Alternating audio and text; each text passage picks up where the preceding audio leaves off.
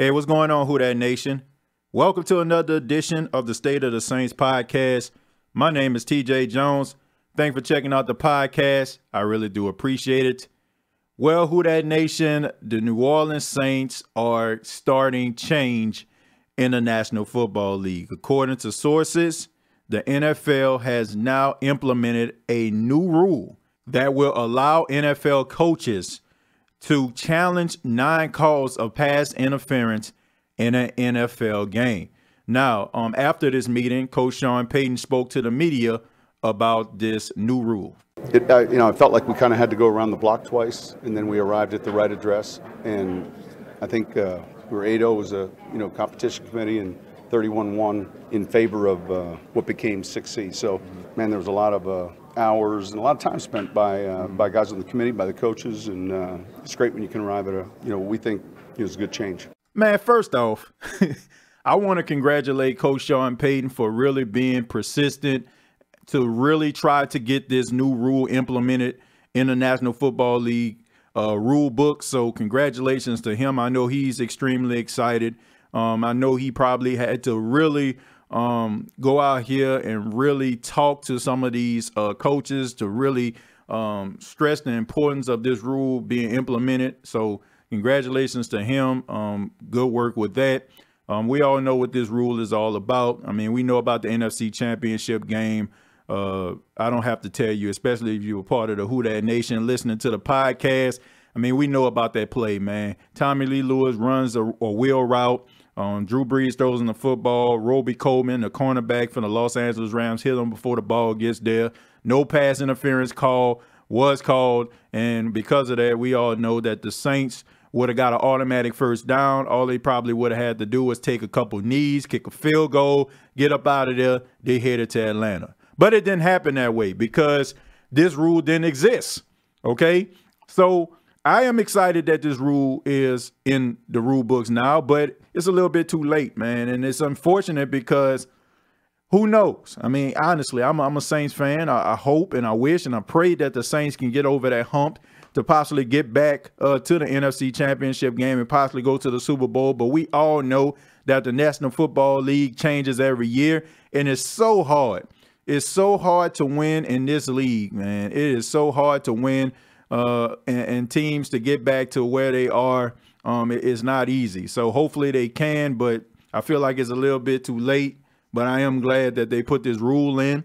And for those that don't know what the rule is all about, this rule gives NFL coaches the power to challenge 9 calls of pass interference for the first 28 minutes of the game. Now, the first 28 minutes, they can challenge it just like they challenge any play, a possession. Did the wide receiver catch the ball? Was it a fumble? Was it not a fumble? They can do it just like that.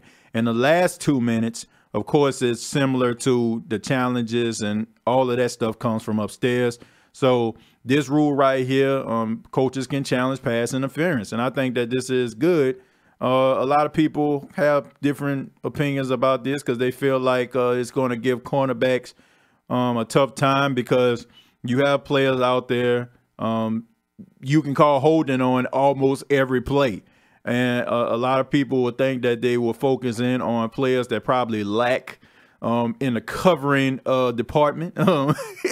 Players that get beat like Persian rugs, that get smoked like brisket. I mean, they probably will focus on them, but you got to be wise. I mean, you only get 2 challenges. So do you want to challenge that petty holding call in the first quarter? Do you want to hold it, when the game is close, when the game is tied at like 24-24 or something, and and the game is on the line? Do you want to call it then? It really just comes down to strategy. When it comes to throwing these flags, these head coaches are going to really have to use strategy. So I thought that it was a good move. I think that you're really going to see improvements in these games, and I think we'll have definite winners, and we don't have to second guess a situation like the NFC Championship game. So good rule implemented by the National Football League. The owners, I think that it was a 31-1 vote. I think the only person that disagreed with it was Mike Brown, the owner of the Cincinnati Bengals. I mean, That's no surprise to me. I mean, Mike Brown is a little bit of a rebel. I mean, we all know that he is really cheap and he doesn't want to pay players. And on top of not paying players, his team sucks. So that's no surprise to me, but good move by the NFL. Now let's move on. It is finally official. Tight end Jared Cook has been signed by the New Orleans Saints. And first off, I want to apologize for people that commented down below, people that said that I was crazy because I said that Jared Cook was going to be the highest paid tight end in the National Football League when he signed.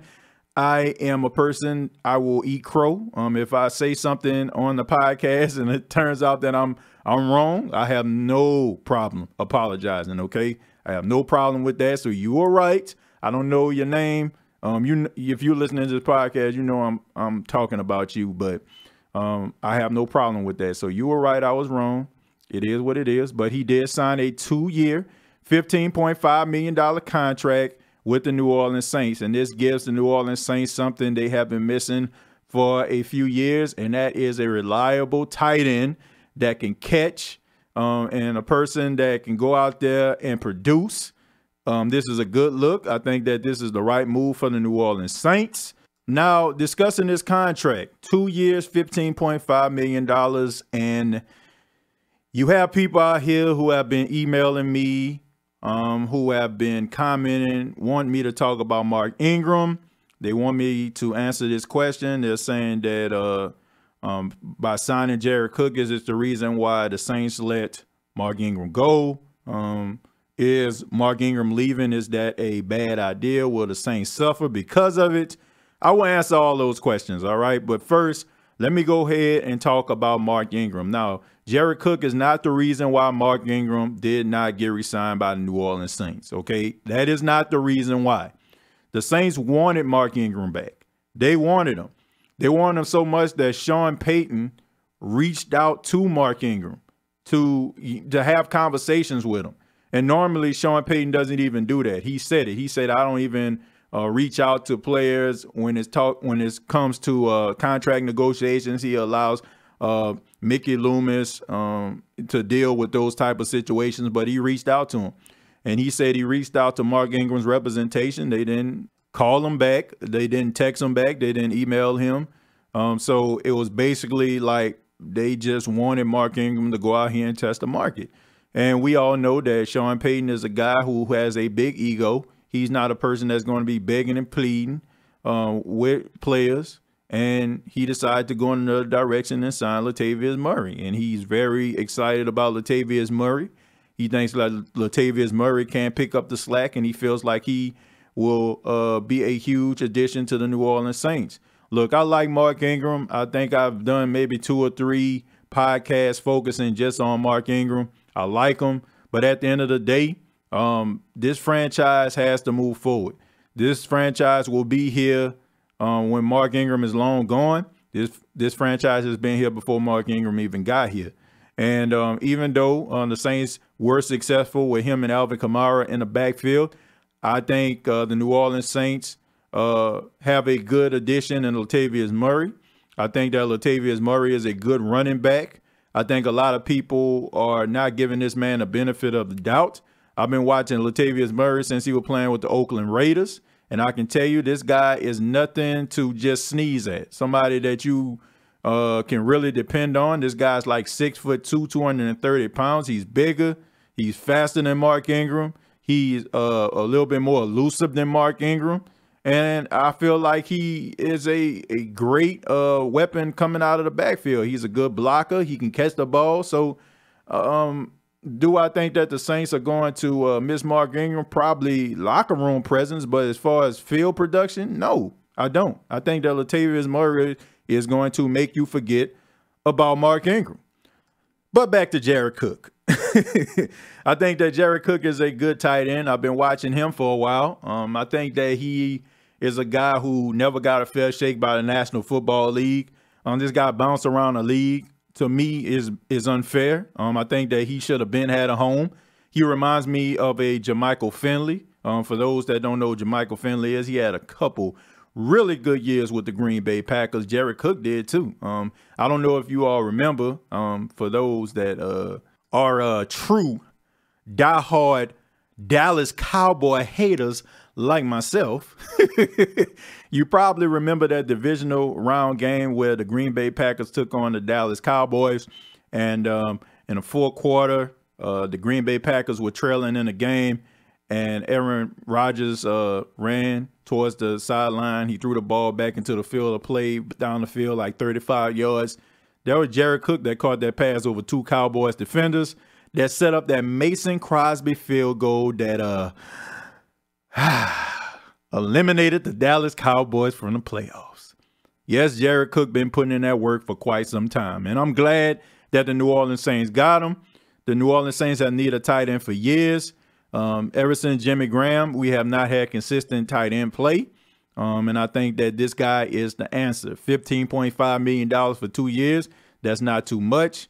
That gives him the opportunity to actually help in a passing game and maybe get the Saints over that hump, man. I think the new additions that the Saints have put on this team in the offseason, I have to say, man, on a grade sheet of A to F, I got to give it a B plus, man. Good acquisitions. I mean, for every player that the Saints lost, I mean, they plugged another player right in. And the players that they plugging in, man, honestly, they seem like they're a little bit better than the players we lost.